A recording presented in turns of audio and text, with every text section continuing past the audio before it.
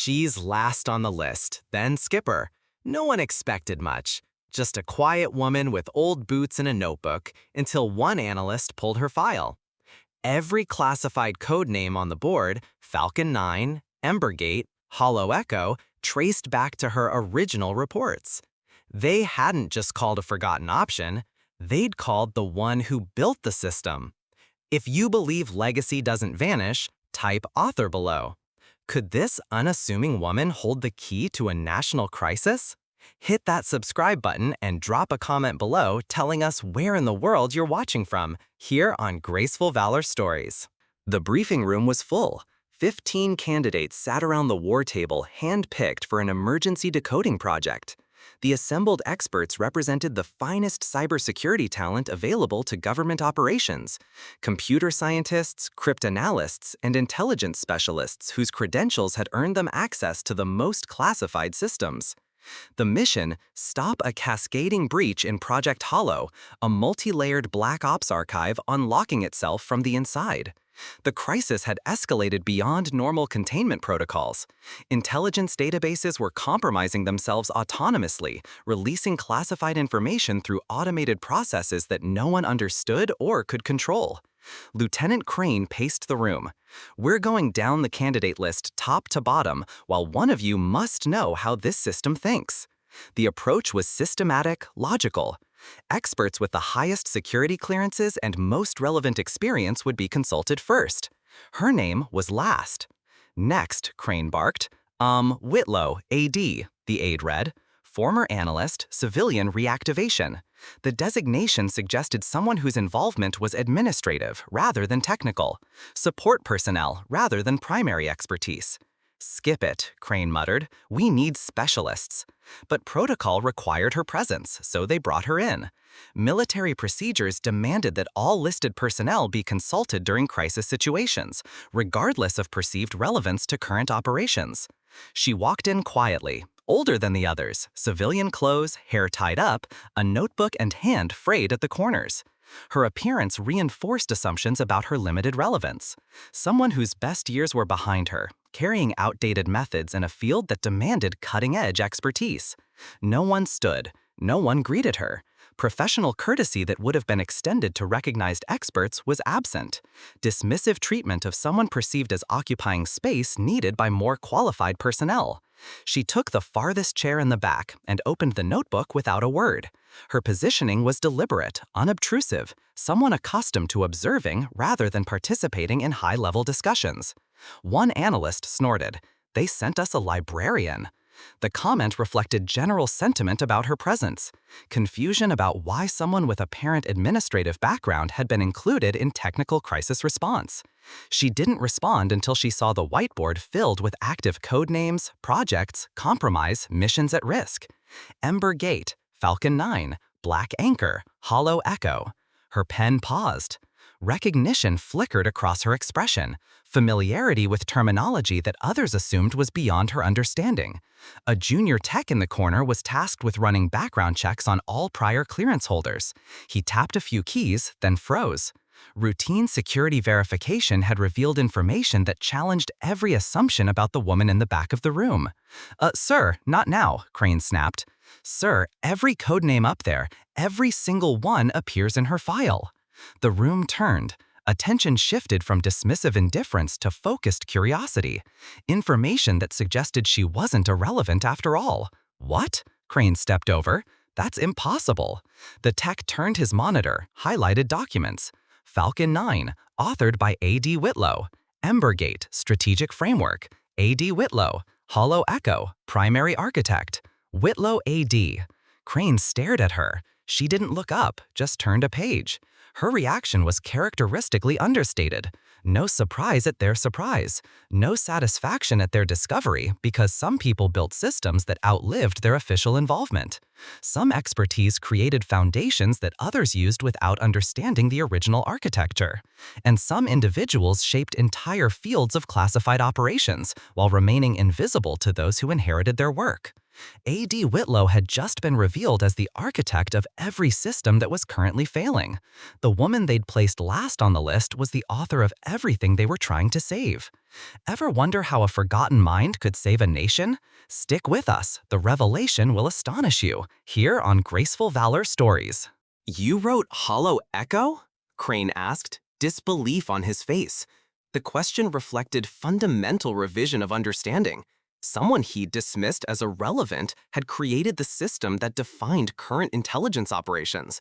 She nodded. Before it was called that. What was it called before? Folder 9. Then it grew teeth. The evolution she described suggested organic development of systems that had exceeded their original design parameters through unexpected growth and complexity. She walked slowly to the whiteboard holding her notebook. No one stopped her. The difference was immediate, complete recognition that she possessed knowledge that others desperately needed. She circled 4 code names. These were never meant to activate at once. You're feeding them the wrong sequence. Her analysis was immediate, definitive. Problems that had stymied multiple experts were diagnosed through understanding of original design intentions. A nervous specialist checked the logs. She's right. Our entry protocol re-triggered Falcon 9's archive failsafe. Confirmation that her assessment was not just accurate, but critical to understanding why conventional approaches had failed. It's acting like it's under attack, she added. It is, someone said. No, she replied. It thinks you're the threat. The distinction was crucial. Systems responding to perceived attack rather than actual hostile infiltration required different approaches to resolution. Silence. They gave her control of the console. Transfer of authority from senior military officers to civilian contractor represented recognition that expertise trumped rank when expertise was essential for mission success. Her fingers moved slowly, deliberately, like someone typing in a language she invented. The interface responded to commands that others couldn't formulate. Navigation through system architecture that she designed years earlier, but remembered completely. One by one, system stabilized, logs aligned, the breach froze. Crisis resolution through methods that only the original architect could implement. Problems solved by someone who understood not just how systems functioned, but why they'd been designed to function that way. Crane stepped closer. You never had a star on your file. No flag, no command patch. His observation reflected confusion about traditional military recognition systems. Someone with her influence should have accumulated visible indicators of authority and achievement. Wasn't needed, she said. I was upstream from the ranks. People reported to names. I reported to problems. The explanation revealed a different kind of authority, influence that operated through capability rather than position, impact that shaped entire fields without requiring formal recognition. The junior analyst whispered, so she's the source? Understanding that she represented origin point for intelligence systems that others had inherited and operated without comprehending their foundational principles. She nodded at him gently, and the source doesn't need rank to flow. For the next hour, she walked the room through every error they'd made, without blame, without pause. Her instruction was comprehensive, patient, teaching that revealed not just how to fix current problems, but how to understand systems well enough to prevent future failures. The mission shifted. It was no longer about decoding the crisis. It was about letting the author finish the last page. Recognition that she wasn't just solving their immediate problem. She was completing work that had been interrupted years earlier when she'd been removed from official involvement. Because some systems required their creators to resolve problems that others couldn't understand. Some architecture could only be repaired by the architect who designed it, and some crises could only be resolved by the person who'd anticipated them during original construction and built solutions that others had never discovered. A.D. Whitlow wasn't just fixing their systems, she was demonstrating that the systems had never been broken. They'd been misunderstood by people who'd inherited them without learning their original logic.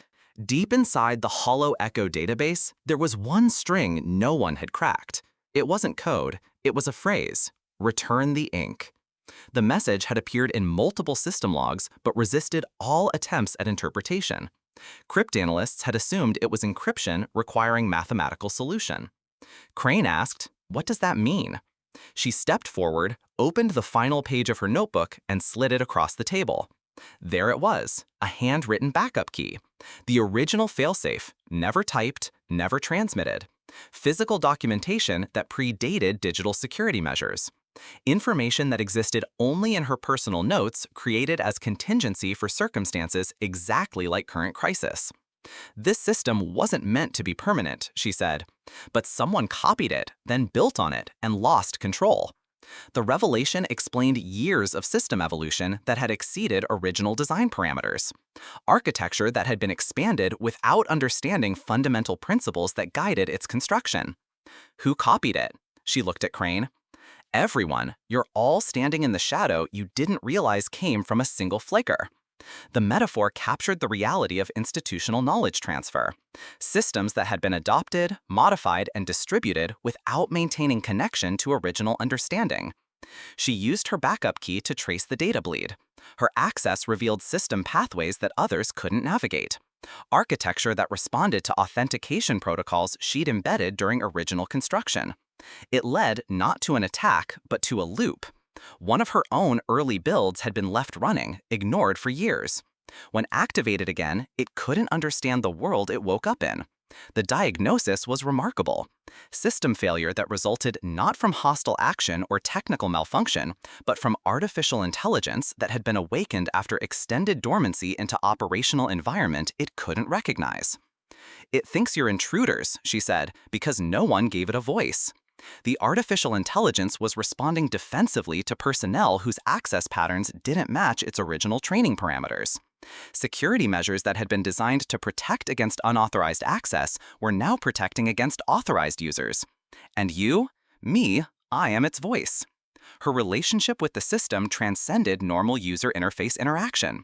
She represented original communication protocols that the artificial intelligence had been programmed to recognize and trust. She typed one final line, "Wit, author acknowledged." The command was simple but profound. Authentication that connected current crisis with original creation. Acknowledgement that allowed artificial intelligence to recognize legitimate authority and cease defensive operations. The breach resolved in 0.7 seconds. Resolution was immediate, complete. Crisis that had resisted hours of expert intervention was ended through single command that only she could provide. All systems green. Hollow Echo shut itself down for the last time. Permanent resolution that ended not just current crisis, but possibility of future similar failures. System retirement that could only be authorized by its original creator. Because some problems could only be solved by the people who created them. Some artificial intelligence could only be reasoned with by the people who taught it to reason. And some systems could only be properly retired by the architects who brought them to life and understood their fundamental purpose. She'd followed the system back to herself, to the original intentions that had been lost through years of institutional modification and expansion. The crisis had been resolved not through technical expertise or advanced equipment, but through recognition that systems required understanding of their original purpose to function correctly. A.D. Whitlow had just demonstrated that the most sophisticated technology still depends on human understanding for proper operation. That artificial intelligence was only as intelligent as the original intelligence that had created it, and that some problems required not just technical solutions, but philosophical understanding of why systems had been created in the first place. The room applauded, standing ovation, recognition that transcended normal professional courtesy, acknowledgement of achievement that had exceeded everyone's expectations and resolved crisis that could have compromised national security. She closed her notebook and returned to her chair. Her response was characteristically understated. Someone for whom solving problems was routine rather than exceptional. Someone asked, "Ma'am, would you consider returning, leading the team?" The offer represented significant recognition, authority that would acknowledge her expertise through formal position and resources. She smiled slightly. "You don't need me now. You just needed to remember where the ink came from." Her explanation revealed that crisis resolution had been educational rather than technical, teaching others to understand systems they'd inherited rather than maintaining permanent dependency on her expertise. Crane approached as she packed up. "We ranked you last. That's how little we knew." The admission was both apology and recognition. Acknowledgement that their evaluation system had failed to identify their most valuable resource. "You ranked noise," she said. "I was always the quiet part." The distinction was philosophical, profound, recognition that visible activity often masked underlying structure that made activity possible. She walked out of the room the same way she entered, steady, quiet, alone. Her departure was consistent with her presence throughout the crisis. Someone who solved problems without seeking recognition or permanent involvement. A junior officer whispered, "What should we call her now?" The question reflected uncertainty about how to classify someone whose contribution exceeded normal categories of recognition or authority. Crane answered, "We don't. We just make sure she never has to come back." The response suggested that honoring her contribution meant ensuring systems were maintained well enough that her expertise wouldn't be required again. Days later on the security server, a new line of protocol appeared. No name, no login, just a string of text. If the system forgets her, the system forgets itself. The memorial was institutional recognition that her contributions were foundational to ongoing operations, warning that losing connection to original architecture would compromise everything built upon it. She didn't climb to the top of the list. She wrote the list. Subscribe for more quiet legends only on Graceful Valor Stories. Because somewhere in the digital infrastructure that protects classified operations, A.D. Whitlow's architecture continues to function, not seeking credit for systems she created, not avoiding responsibility for problems she could solve, just ensuring that when conventional expertise proves inadequate, original understanding remains available to address crises that exceed current knowledge. She authored systems that others operate without understanding, designed safeguards that others activate without recognizing, created intelligence architectures that others depend on without acknowledging. The notebook with frayed corners contains backup keys to systems that define national security. The quiet woman with old boots walks away from standing ovations. She towards problems that others haven't discovered yet. The source code that flows through classified networks carries her logic, her foresight, her understanding of how artificial intelligence and human intelligence can work together. She doesn't need rank because she created the systems that define how rank functions. She doesn't need recognition because her work speaks through every successful operation. She doesn't need titles because she authored the rules that everyone else follows. A.D. Whitlow, the system author, the quiet part that makes the noise possible, the ink that writes the future of intelligence operations. She didn't climb to the top of the list. She wrote the list. And she's already working on the next chapter.